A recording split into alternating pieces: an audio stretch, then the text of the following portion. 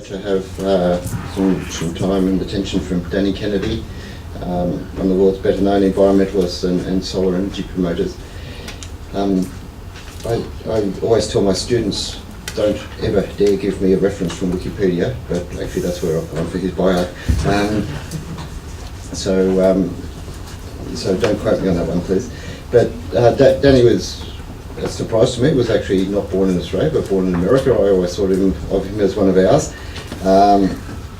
But he did live here for a long time, and had a major part in lots of environmental programs, including dams in Tasmania, solar energy or oil exploration in Papua New Guinea through Greenpeace. So he was with Greenpeace right through the early 1990s here in Sydney. He was involved in a project that was very dear to my heart, and that was the greening of the Sydney Theatre Company. And one of our undergraduate students did a major pre-feasibility study on that led to the connection between the university and the Sydney Theatre Company then. Danny left Australia in 2006 and went to Oakland, California, and started a new company called Sungevity that is now establishing back here in Sydney, and has made a huge impact in the United States. So one of his colleagues in starting that was Andrew Birch, and Andrew was a graduate of our school. He did a master's here at Spree. Muriel, in the back row, was his supervisor, I remember. And Andrew stayed in close touch.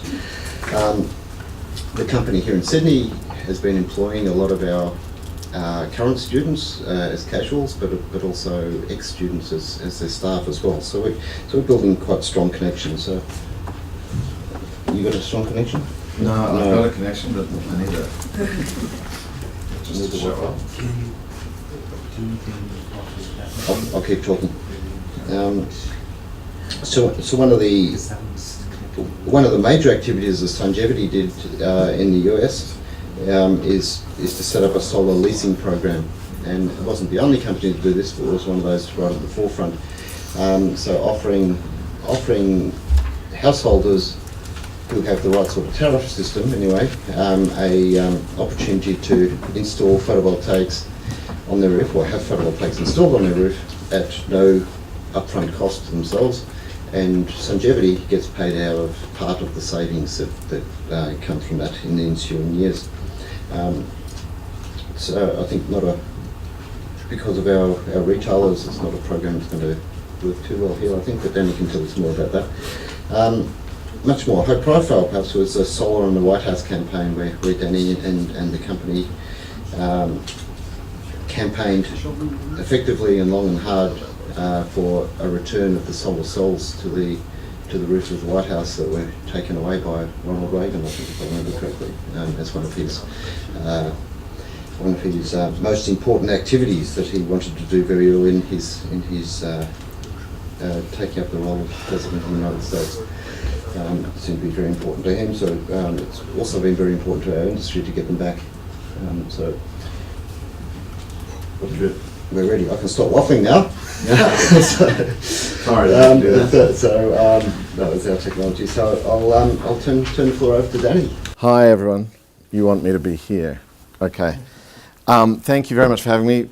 Hi Muriel, and probably some other people I should say hello to. Thank you for all that you do and have done over many years. UNSW is the heart of the beast for the solar industry, and it's exciting to be talking to you. I sort of bring greetings from Birchie, who's my business partner. Richard mentioned Andrew Birch, who's the CEO of Sungevity. I'm just the good-looking one. He's the brains. And I'm going to run through sort of about 20 minutes of high-level why I'm very optimistic about our industry. A bit of a presentation I gave last week at the Clean Energy Week. And then Richard and Ziv had also asked me to talk a bit about relationships with utilities, the sort of solar leasing and solar financing business that Sungevity is sort of at the forefront of here and around the world. And then I'll do a long Q&A. I'm better in that format. Talk to me, stick up your hand if I'm speaking too fast or sounding funny with my newly American accent. I was born there, but I moved here when I was 7, and as Richard said, spent most of my time here and still call it home. So that's my plan for the hour. I was going to do this online with this funky new thing called zeetings.com, but first test out of the gates fails because Wi-Fi is always a beast getting into these places. So there's going to be a few slides that are actually surveys of your sentiment that I was trying to gather input from an informed crowd about, but it's not working, so there you are. How do I go forward? It's on my thing. So, you know, the main thing I'd like to emphasize is that we are growing unlike almost any industry in the world. You know, there's not a lot of businesses valued at over $100 billion when you do the whole systems cost doing these sorts of growth curves. In the US, it's been an astounding 400% just in the last 5 years. That's coming out of the greatest recession the US has ever experienced, you know, akin to the Great Depression. And I can assure you that sitting in the States, being part of the solar industry good news story, it's a rare privilege because most of the place is pretty down in the mouth and glum because of our growth. We're not that, and we're creating jobs, as I'll talk about in a minute. Globally, same story is true. Quarter on quarter, it goes up and to the right. From a business point of view, and I know a lot of you are technologists and trained in the engineering and physics of the machine that we all love and want to sell more of, but from the end user's consumption point of view, it just keeps going up and to the right. This is the killer for me. The CAGR is the most interesting bit, compounded annual growth rate. Nothing on Earth is doing that sort of growth that I can think of. I don't know, maybe you can. You know, even the arms trade, certain drugs, maybe. Mobile phones, not as steep. Personal computers, slacking off. You want to get into a fast growth career that's going to change the world for the better while, you know, doing well. This is a place to be. And that's sort of at a very high level. Obviously that's global, and that's not about the RET review and the minute by minute nuanced politics of a certain place. We are the winners in the energy game right now. You know, just in the US, in the last 6 months, the first half of this year, we were about a third of new additions to the electricity grid in the United States. Over the last 2.5 years, if you say, oh, that's 6 months, that's anomalous, it's actually a better story. Last year was more than that. Over the last 2.5 years, it's closer to 48% of new additions to the electricity grid in the country that created electricity and generalized it and took it to the world. So, you know, if you're in the business of electricity, which is what we're all ultimately in, then this is front and center of it. The other thing that I like to emphasize is how dense in jobs this electricity supply is. Photovoltaics are unique in their manufacture, as you all know better than I. They're unique in the way they provide the service we call electricity, their distributed architecture, and all of those unique elements mean that they're actually more job dense than other forms of energy. You know, the renewables sit here. We're clearly leading the way in job creation globally. That's a pretty impressive number if you think about the fact that really the solar industry's, well, it's 60 years old last month or in April. It's really only about a decade into its growth phase, and it's already 2.25 million employees globally, and it's at less than 2% of electricity supply. And one of the questions I was going to ask you is where you think we're going to be in 10, 20 and 50 years from now in terms of electricity supply. You're probably bullish, as am I, but you know, reasonable people, not zealots, think we'll be 20, 30, 50, 100% of electricity supply by the end of this century. So that number of jobs is going to grow from two, you know, do the maths, it's going to go 20, 30 times as many jobs. Of course, it will scale more efficiently. We won't create as many jobs per unit or per kilowatt installed or per dollar invested through time. But the fact that we need to maintain and operate our systems means there's a lot of work in it. And the dirty little secret of dirty energy is there aren't a lot of jobs in it.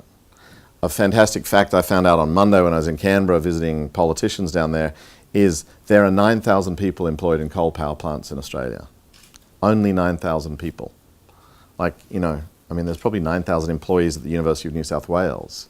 9,000 people, I'm sorry to say, that's not a lot of jobs in this country. You know, when we shifted Qantas's service business to the Middle East, we lost 10,000 jobs. I remember the debate. And it was a bit of a blip, but it really didn't matter. So these politicians that are playing funny buggers with the renewable energy target right now are digging in to protect 9,000 jobs that are declining, because that number of jobs was more just a few years ago before Stanwell and other companies had to close down some power plant. And that number will continue to decline. Meanwhile, we, the solar industry, have created in this country 13,500 jobs by the numbers, at least. That's just direct employment in solar companies as of last year. Probably another 8,000 coming if the renewable energy target stays as it is and we get a free run to 2020 with the real 20%, or the target that we had, the 41,000 gigawatt hours. So we're going to add another 8,000. Nearly as many employees as there are in coal-fired power plants will be added by the solar industry in this period. That, to me, is why we win this debate. It's a pretty amazing political thing, having done all the campaigning that Richard mentioned. What I know, and particularly coming out of a difficult economic passage, and as Australia goes into one, jobs are a premium. And any politician that stands in the way of that ultimately is going to lose. And that's what we have to really emphasize in this debate. In the US, it's pretty extraordinary. We've created jobs 10 times the national economic growth rate coming out of the Great Recession. We're 142,000 employees strong just in direct employment. Coal, the entire coal value chain, not just power plant operators, barely employs that many people. Power plant operators in America are like 50,000. It's not that many jobs.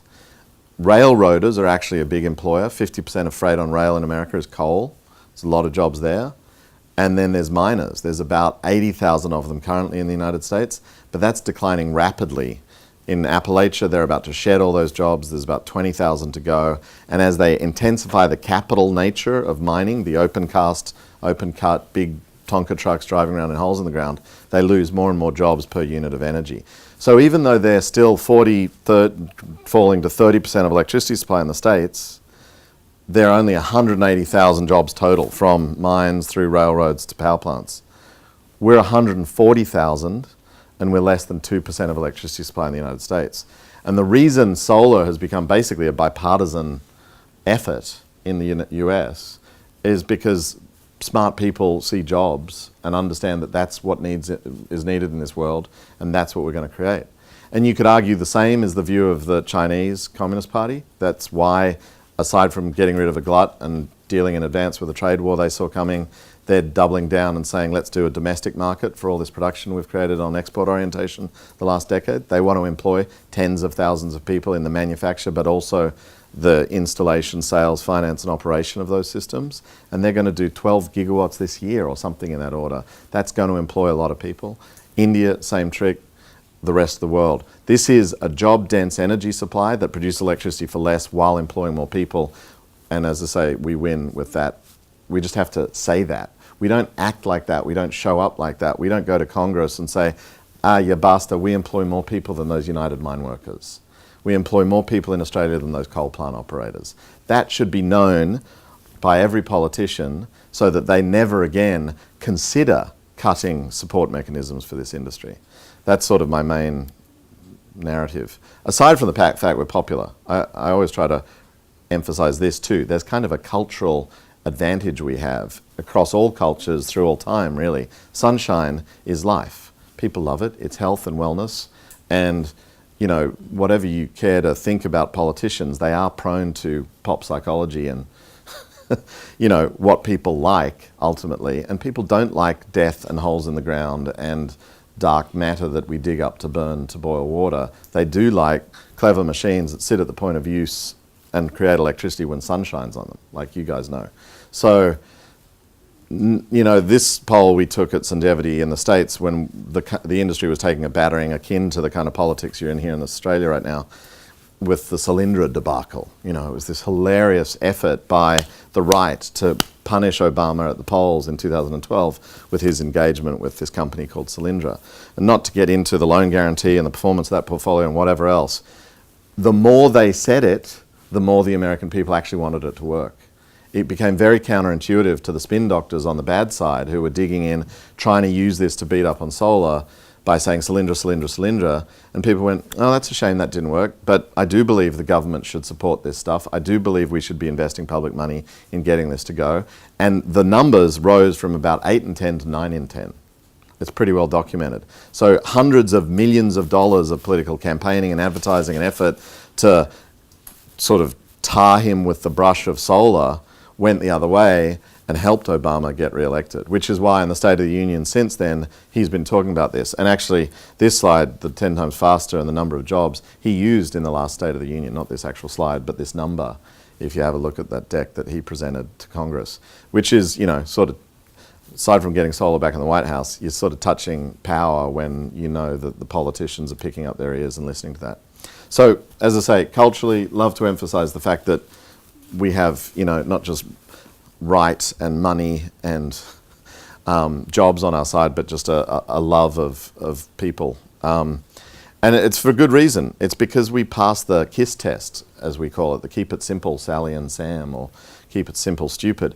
When you think about it, if you really pull back, the 20th century was great because we got electricity to a lot of people, but it kind of was pretty bad because it was built around a really dumb machine called a turbine. And I have to say that machine, when you know you're all engineers, you know better than I, it hasn't really been innovated around. It hasn't been exposed to massive competition, and it still does what it did back in the 1800s whenever it was put on wheels with, what's his name, Watt, and rolled around in mines to haul coal out. It boils water, it's a kettle by another name, in order to drive this thing to create electricity. And we put it out of sight, out of mind in our societies because it causes so much pollution and damage. And therefore we have to ship the electricity a long way to get it to market, and we lose a lot of it in transmission. And that lost in transmission thing, you know, I'll come back to in the conversation with you guys. I'm a big believer in PV at the point of use and not in central station applications, but I understand there's probably a transition too. But anyway, just to remind you what we actually engage in on most grids today, it's kind of crazy. It's all solar energy 200 million years ago in this case, whereas what you do takes the same stuff and turns it into the useful thing right at the point of use today, fresh, organic, delivered to your door or to your roof. And that machine, the photovoltaic panel, invented 60 years ago, as I said, will become the dominant one. I'm a big believer this is not an all of the above energy strategy. I'm not big on wind. I love it for what it's doing. But you are on the cusp of greatness. You're going to be the dominant technologists of the 21st century because it is winner take all in this game. What is the lowest cost of electricity? It's going to be the one derived from the machines that you're perfecting and making more efficient today. So thank you again for that work. I'm not going to bore you with grid parity graphs because you probably know these. I imagine you've drafted many more of them. I just love the fact that the rest of the world is starting to know them. This is, you may have seen this on Giles Parkinson's site, but it was lifted from an analyst called Sanford Bernstein, one of the, Wall Street's more conservative. I just love the fact that they're starting to cotton on to what is going on, this great disruption, as some have called it, a disintermediation of conventional energy supplies. So the numbers trickling up across the bottom are the historic costs of those different markets, the Henry Hub and US coal price and so on per BTU. And then this thing just cutting in from the sky like Deus Ex Machina is the cost of solar. And it is like Deus Ex Machina. It is going to change everything. And the title here tells the story. Welcome to the Terradome. If you're a financier, or if you're an analyst, or if you're a portfolio manager, or if you're one of the investors who's put their wealth and money into this story down the bottom and done pretty well actually over the 50 years, kind of accreted value, concentrated your wealth and built your power base and expressed it, as do the Saudi Arabian family and the Kochs and the coal industry here in various forms of corruption in our democracy, that is terrifying. That is like, the worst possible thing. There's another guy on deck who's going to take all my wealth and power away. And it's happening like that. it's like a lightning strike. I love that, and hope that you do too. So, again, don't want to bore you. You probably know all this. It's $44 trillion invested to go renewable, but solar's a big piece of that, and it'll save a bunch of money on fuel costs. I now have the privilege, or I have, what is the word? It's part of my job with Birchie more often than me to sit down with financiers, and we're now dealing in hundreds of millions of dollars with our solar leasing funds around the world. And there's this hilarious aha moment with these people where they've been putting money into coal technologies and systems that produce electricity, and they go, oh yeah, well, we put $1 billion in on capital costs, and we're recouping that by burning through fuel, and we're also making a bit of upside on the fuel supply. You know, how do your assets match? And you sort of go, well, you know, there's no fuel input. Like, what do you mean? Well, the sunlight, you know, comes up in the morning, goes, well, what if that doesn't happen? You know, what's going to happen to my investment? Am I going to get repaid? And I've honestly sort of sat there and go, well, you know, if the sun doesn't come up in the morning, we've got bigger problems than whether you're going to get your money back. You know? There's some certainty we have around this that you don't have with a fuel supply, which is necessarily variable and has been all noisy and nasty for the last decades, and will continue to get more so as scarcity kicks in most of those supply lines. And so the moneyed people of the world are starting to cotton onto this as well. Like, the analysts are frightening them to fuck with, you know, the Terradome, and meanwhile the ones that are smart enough to look at how they can make money on the asset class are going, wow, that thing performs on that playing field called energy without needing to feed it. It just goes and goes and goes, like the Energizer bunny. You know, there's no needing to deal with its social costs or social license, largely, notwithstanding lunatics around wind turbines in this country. But people just realize all of a sudden, damn, I can sell the thing called electricity out of this machine and make money for 25 years at least. And then we start talking to them about the fact that, you know, per some studies I think UNSW and others have done, they may work for more than that. And they're like, oh, so what happens to that tail? Who gets that? And, well, you would if you owned it. You know, like, if you're selling electricity out of the machine 25 years hence and you've written a contract that allows you to take that upside, that residual, that's value you can get too. And they're like, wow, you know, more money for jam. Like, so the finance world is starting to realize what a non-fuel based energy supply means, and it's a very exciting asset proposition for them.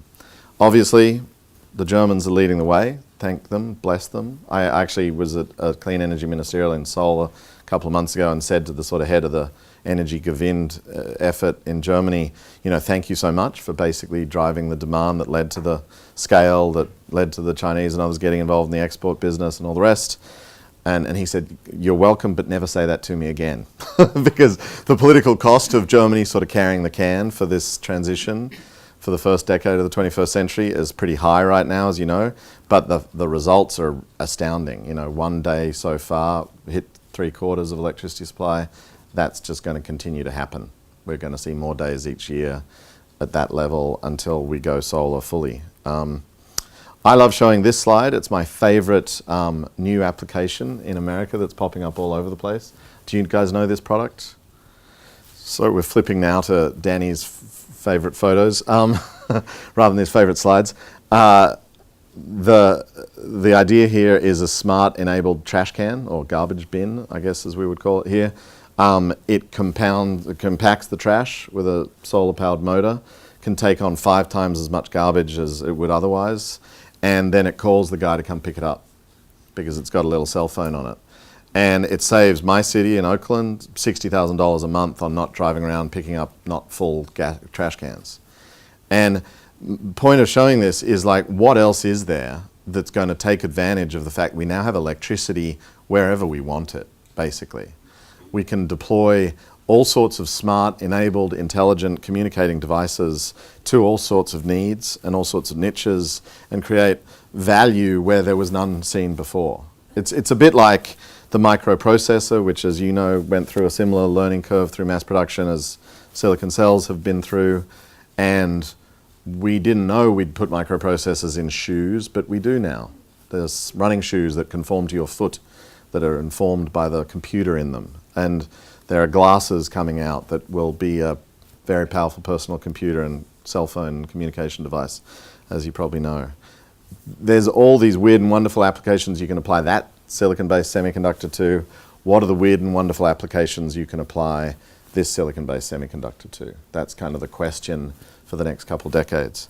One of them, I believe, is transport. I think we're going to disrupt that part of the economy faster than we all expect. I think electric vehicles are the way of the future. I have a Fiat 500e, and I compared it to driving a Fiat 500, and it was way better. And once you've driven one, you never go back to the internal combustion engine for cost reasons, for performance, for all sorts of reasons. But this is the really interesting business opportunity. This is where, you know, we're dealing with electricity at Sungevity. We're selling PPAs to people. We're saving them a quarter off their electricity bill, which is a 3 or 4% of their household budget, maybe, you know, so we're taking it down. Well, you know, and that 3 or 4% has been painful the last few years because it's probably doubled from 2%. So we're saving them 1% of cost, but their car is costing them 20 or 30% of their household budget. Feeding the beast, putting the fuel into the tank, maintaining the system. You know, what I loved about getting my electric vehicle was, so when do I come in for a service? 2 years, but there's nothing really to service. Oh, but oil changes, there's no oil. Belts? No belts. It's just an electric engine that goes and goes and goes. And in my case, takes electricity for the battery from the sun, so I don't pay anything for it, effectively. So as you contemplate, you know, mass transit, private transit, the change in countries that are now getting personal mobility services like the Asian tigers, China, India, wherever, this will be part of that, as well as the developed economies, the piece of the pie that we'll take out with electric vehicles in developed countries. So that's huge. And then the bottom of the pyramid is huge. I'm on the board of a company called PowerHive that does rural electrification in Kenya right now, but the key is actually a cell phone software suite that manages the microgrids we install in villages and does the mobile money payments for those. So effectively a Kenyan community can sign up for a subscription to electricity. They'll pay on their cell phone with M-Pesa or some mobile money language, and they'll probably pay less from the first instance for that electricity than they were for kerosene. So, you know, say it's 20 Kenyan shillings a month for your kerosene budget, they're paying 15 for electricity, which is clearly better for light and so on at night, but it also lets them charge that cell phone, it lets them employ other appliances in their house with electricity, and it just changes results dramatically. My favorite part about this is that we're doing schools as well, you know, and here's one that, you know, these kids didn't have light at night to study, they didn't have light in their schools, they didn't have computers, they're about to get computers in this school because they now have an electricity supply. And in the PowerHive sort of CPU, which goes under the solar array in the middle of the village, we're also now mounting Wi-Fi repeaters so that the village goes from not having electricity to having electricity and the internet. And even if it doesn't have internet backbone connection, which is often the case, we put Creative Commons content, you know, Wikipedia and whatever we can on that Wi-Fi so that these kids who have devices can download all sorts of products and things from that web, go from, you know, living in a condition where they don't have light at night, they burn kerosene and choke on the indoor air pollution, to sitting around on their mum's cell phone browsing, you know, all the free literature known to man and women and all the wonderful content that they can read on Wiki and all the rest, notwithstanding Richard's point that Wiki is probably poor education. You know, it's a wonderful privilege to be part of PowerHive, and I think this business opportunity and this for you to get involved in is another incredibly exciting time. Billion plus people need to be served by electricity still. That's going to happen, and most of it will be leapfrogging dirty energy central station models altogether, I think. So, just to summarize, biggest opportunity ever, lots of jobs, lots of interesting stuff to be done, notwithstanding the good work you're doing perfecting the machine itself. It's integrating that machine into the grid It's this web and the dance of electrons that we've got to become more involved with in a way that we probably haven't thought about to date as consumers. You probably have, but most humans do not think about electricity very much. We're going to do that. We're going to become engaged. Demand side management, demand response, storage, charge, discharge, sell my electricity from my roof or save it, all these choices. We need to make that seamless and painless and wonderful. You know, I'm seeing things like software companies that are taking electric vehicles as a storage system and talking to the consumer and saying, what do you need? Oh, you need a 15-mile commute. Great, we'll save. We'll make sure that the charge in the battery is never less than that for you to get to work and back a day. But if electricity time of use tariffs in this market or day ahead tariffs in this market are such that you could make some money, we'll set the machine to discharge into the grid and sell that electricity for you. And you know, the regulatory environment isn't right for that yet, that business model, but the technology exists and the software suite and the app for that have already been written. So that means all of a sudden we're engaging in wheeling electricity and we're sharing it with our neighbors and selling it to the system, and this co-creation, the prosumer, the producer-consumer of electricity in this sunshine mesh, this kind of sharing economy of electricity, is where I think the world's biggest growth opportunities will be. And some of that's software, some of that's electrical engineering, some of that's financial engineering. I helped start an incubator recently, initially in Sungevity's offices. We've grown too big, or Sungevity's grown too big and kicked us out, and we've now got 12 companies. It's called SFUNcube. SFUN is Solar for Universal Need. It's a great place for investors, if any of you play that game. And you know, there's a pipeline of great project finance, especially coming out of existing businesses, but there's all these new business models too. But the bigger point for me is the need for solar entrepreneurs. You know, while I think I kind of probably know some of the training and courses you're doing here, having known the team for a while, one of the things that became clear to me starting the business with Birchie is it's a lonely road starting a business and getting it to scale and start to make money and survive, what we call the solar coaster, this sort of up and down market-based game. And if you're sitting in your basement with this great idea, but you're isolated and you know you're a technologist or you're a finance engineer and you want to change the way solar's sold or something or other, it's often very lonely, and it's sort of, you know, you need to go out and raise some capital to do it, and you have no idea what that means or how to write an investor's note or incorporate a company, all those sorts of things. So we really just bring people together in a co-working space.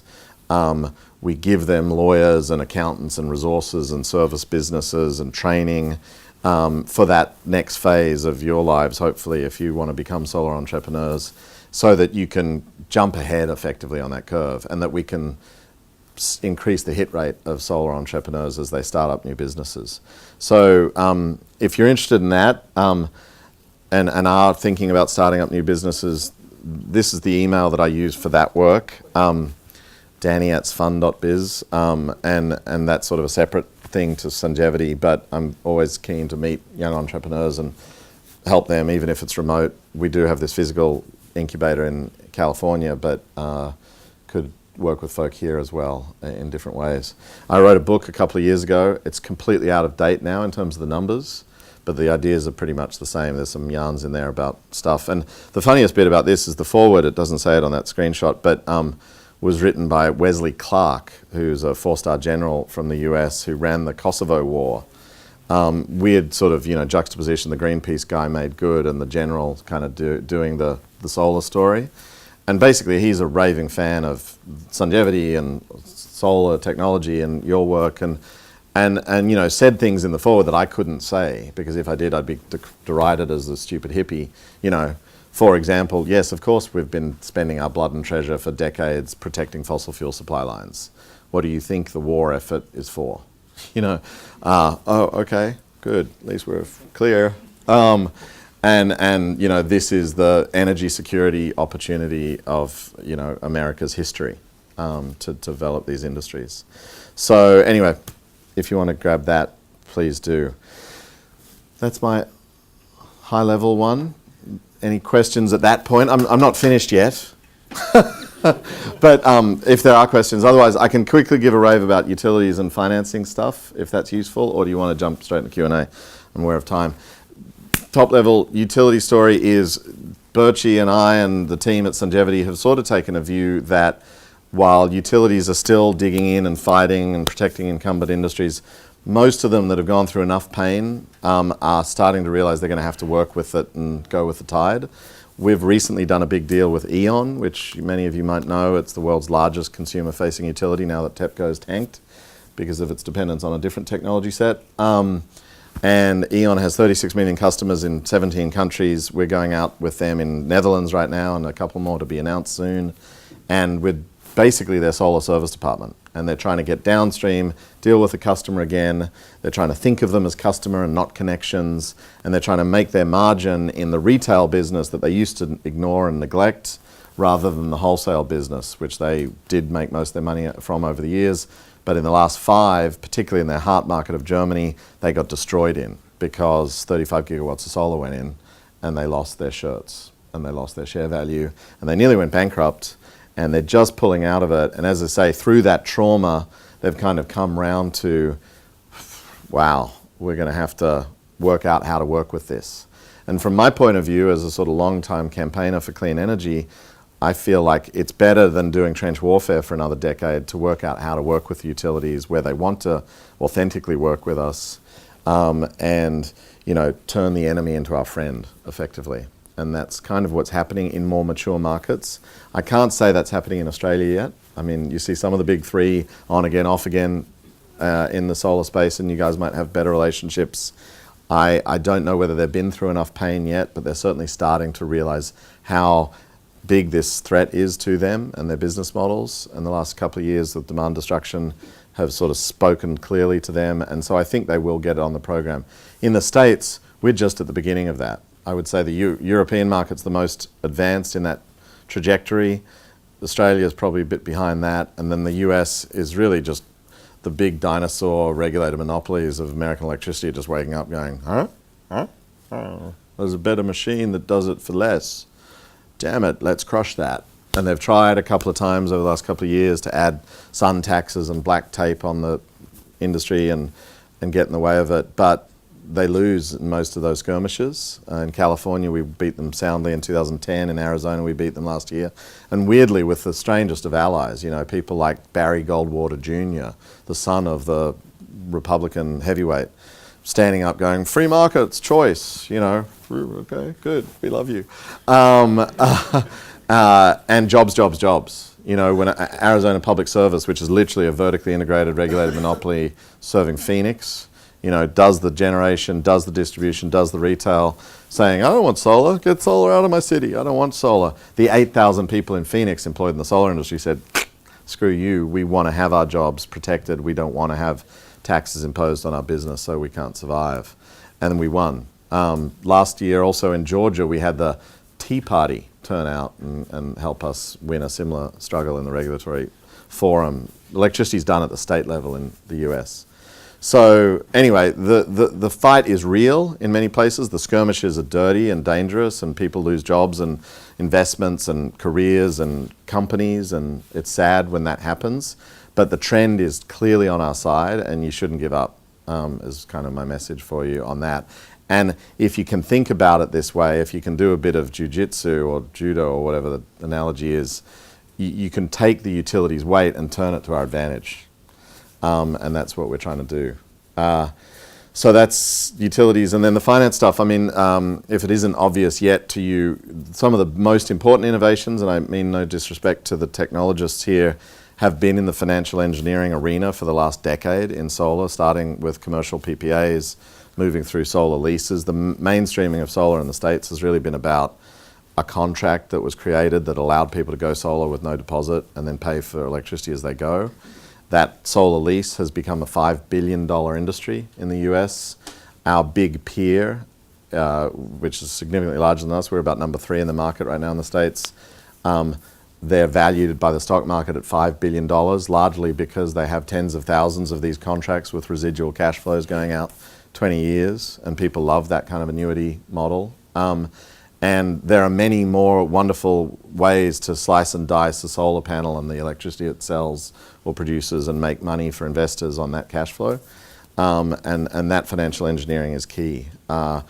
Here in Australia, Sungevity has attempted to roll out something similar.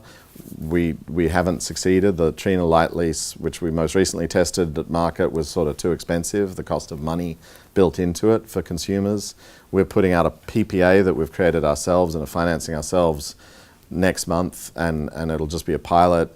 But it's a really interesting product, which some of your, you and folk might be interested in, because it allows you the benefit of the lease-like product. You go solar, no money down. If it works for you, pay for the electricity. Power purchase agreements are just for what you take, but you have to take and pay. But if you want, you have the option to buy. We call it Sungevity Power. So it brings the benefits of both the leasing model, no money down, pay as you go, with the option to buy, which is, some of the customer feedback is they want that option. And in the States, loans are also becoming a very big product class for financing solar systems, because people really want to do more of that. And so we're also selling lots of loans and lots of PACE loans, which is a product called the Property Assessed Clean Energy Loan.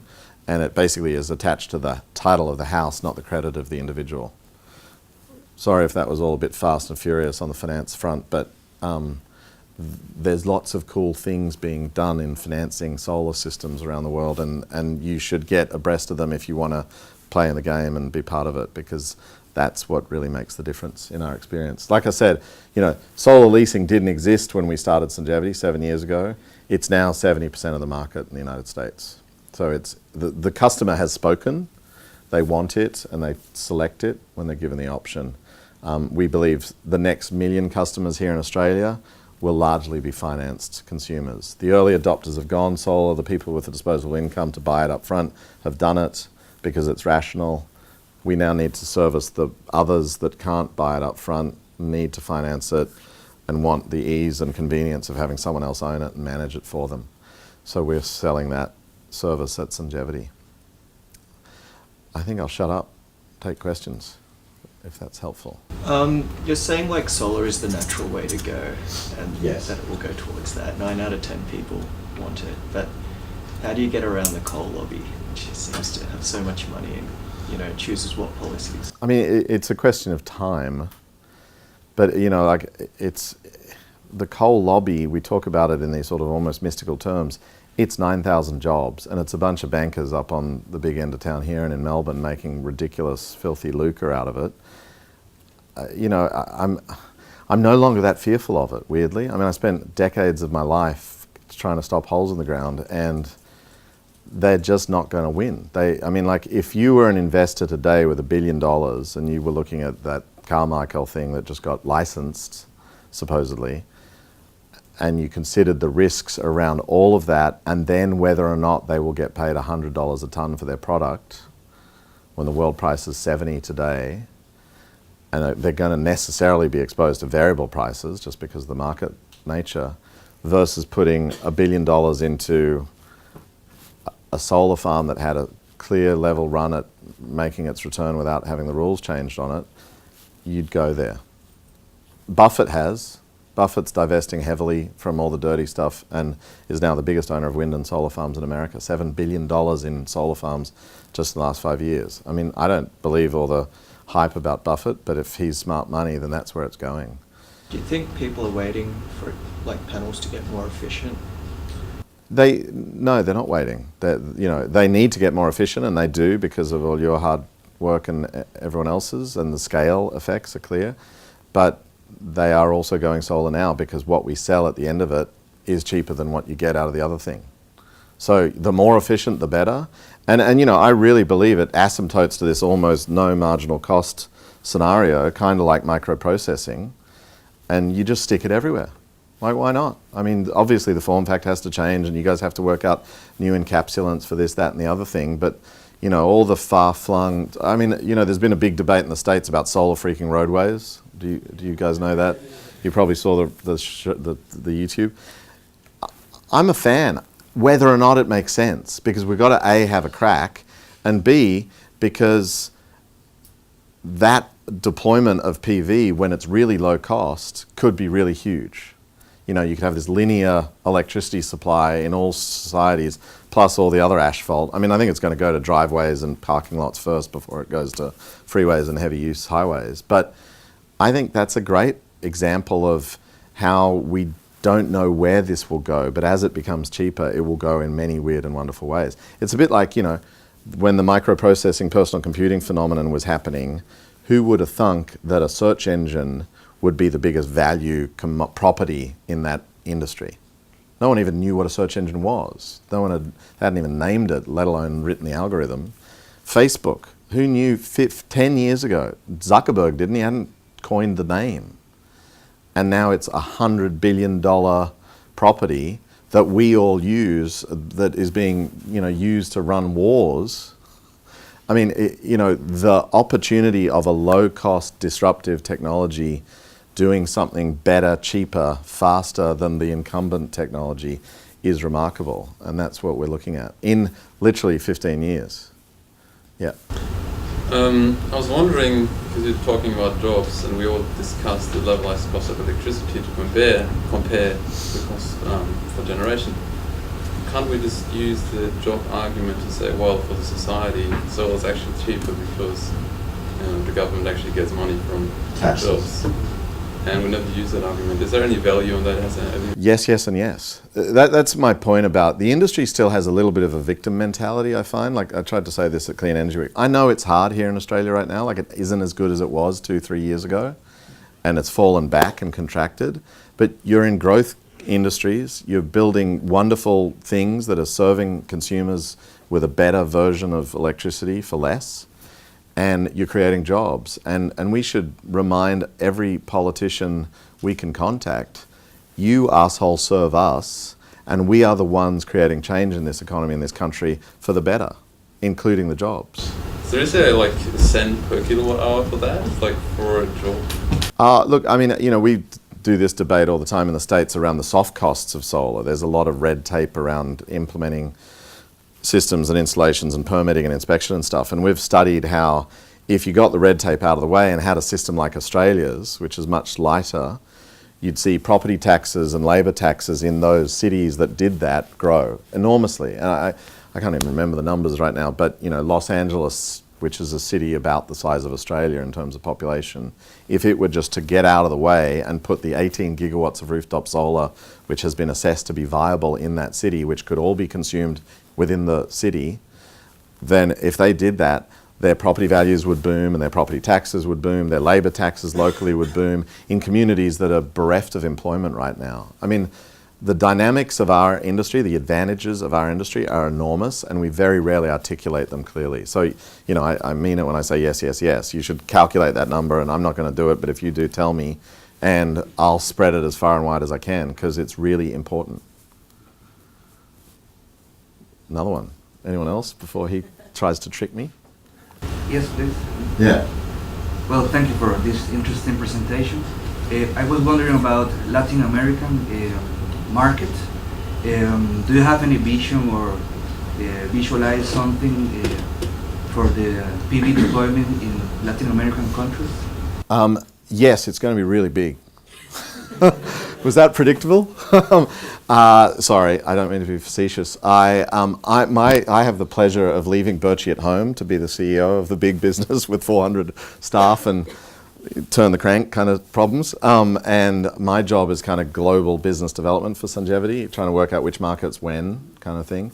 And I think Latin America is about to go off. Obviously, Chile is already hot. I don't know where you're from, but you know, the solar farms in Atacama and elsewhere are very impressive in numbers and LCOE and all the rest. But I actually think Brazil is going to be crazy if they can get over kind of cost of doing business in Brazil, because there's 200 plus million people in Brazil paying a lot of money, half the tariff for which is transmission to get electricity out of the hydro schemes in the west to the populations in the east. And if you can do PV there, you can do amazingly well. And like our market strategy has been target the highest cost rates, that's residential first, go in, deploy a business model that can do that efficiently, which is the online Sungevity story. And You could do that in kind of, the suburbs of Rio, Sao Paulo, Brasilia, easily. There are millions, tens of millions of families that are wealthy middle-class people with very high electricity cost. So Brazil, Mexico, another huge market happening now, PPAs. The energy reforms in Mexico are pretty amazing for that country to sort of give up the regulated control of the energy, and the competition is now being allowed in, and solar will be a big part of it. Colombia, I could go on. It's very exciting, and it's barely touched. I mean, I was in Brazil in 2012 and poking around a bit, and they told me there were 4 megawatts of solar in Brazil. I mean, just think how stupid that number is. Like, there will probably be, and I shit you not, 4 gigawatts of solar in that country in about 15 years. And I know that sounds crazy, except for what you've all lived through and experienced and know has happened in the solar industry. We can go from 4 megawatts to 4 gigawatts in a very short period of time. I mean, when I left Australia, the year before I left, there were 1,000 installs of solar systems in Australia. 6 years later, there were 300,000 installs. Like, there's nothing like it. It lends itself to this fast distributed deployment, which we don't even understand. Like, it's so much easier to model big things. The monumentality of nukes and coal-fired power plants is that you take a decade, build a big thing, talk about it, have red tape, whereas meanwhile we're sticking up gigawatts on rooftops all the while, and they don't even see it coming. I mean, like in the States, when we account for solar installations, this is hilarious to me, the Energy Information Administration of the US Congress, which publishes its monthly reporting. So that number I gave you of 48% of new adds to the electricity grid comes from this source over the last 2.5 years. That doesn't even take into account rooftop. It doesn't even study rooftop. It's just ground mount utility connect, not behind the meter. Like, that blows me away. There's gigawatts more in California alone of rooftop. I just wanted to show this slide to sort of make that point and various others that I've been meandering around, which is, this is Bloomberg's best bet at new additions to grids globally. This is a real bottoms-up analysis, regional aggregation, all added up. Dirty energy, and this is, before the forecast line, that's real numbers, clearly trending down. Like, if you're in the business of electricity and you want to pick a pony to bet on for your life story, would you go to nukes and coal and oil and gas, which is in terminal decline? I mean, I know you can debate the details and you can tell me about another nuke that the Chinese have just approved, or, but the Germans are turning another coal plant back on because of some tweak in the market or whatever. It doesn't matter. The macro story is evident. Anyone with money, and that's what makes the world go around, right, looks at the numbers, and the numbers speak clearly that that is in a phase change. Like, they are going out the door backwards remarkably quickly. If you're into new businesses in electricity, you don't do dirty energy. You do it clean energy. And already with bigger, and we're going to go fairly fast and hard up to the right. And the big piece of it is going to be solar. You probably saw the piece that they did at Bloomberg about just Asia. So the subset of this, which is just Asia, $2.7 trillion by 2030, 2/3 of which is solar. $2.7 trillion, $1,000 billion companies will be created. Like, that's the value creation story in my head. I've started with Birchie, one of the few companies that could get to $1 billion value. We're not there yet, I can assure you, but we can see the path after 7 years of hard yakka. It's a really long, fucking hard road. And there's a lot of dead soldiers along the way. And the numbers of entrepreneurs and startups speak to that. Like, 1 in 10 companies makes it, whatever making it is, go public, whatever. Once you do, obviously you feel good about it. But we haven't made it yet. We've still got a lot of hard work to go. But my point is, you need 1,000 of those success stories to do this work. To do 1,000, you need 10,000 to try. This is the deficit I see in entrepreneurship. I mean, the work that UNSW needs to do next is, how do you spawn companies faster, harder? I know you've tried and you've done good work over the years with Pacific and other fantastic things. We've got to do that more. That's where I go. We'll do you Sorry. There seems to be a lot of focus in your talk, dirty energy and clean energy.